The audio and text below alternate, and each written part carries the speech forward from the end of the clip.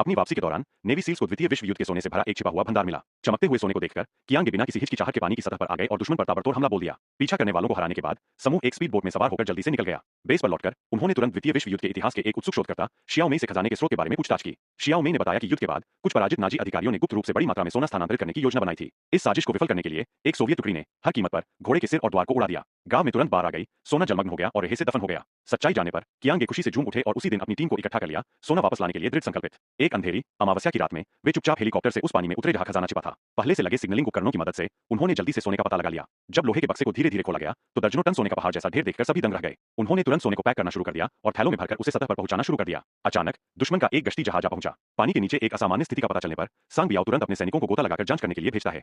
एक भीषण युद्ध छिड़ जाता है। अनुभवी नेवी सील्स का सामना करते हुए दुश्मन कमजोर पड़ जाता है और कुछ ही क्षणों में युद्ध समाप्त हो जाता है। हालांकि इस देरी के कारण चालक दल की ऑक्सीजन खत्म हो जाती है, जिससे उन्हें सतह पर आने के लिए तैयार होना पड़ता है। जैसे ही वे पास पहुंचते हैं, बाजूका से लैस सांग बियाओ उन पर निशाना साधते हैं। जैसे ही उन पर बमबारी होने वाली होती है, एक हमलावर हेलीकॉप्टर प्रकट होता है।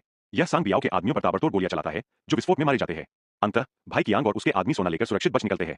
इसके बाद वे 3 अरब युआन मूल्य का सोना राज्य को सौंप देते हैं और प्रत्येक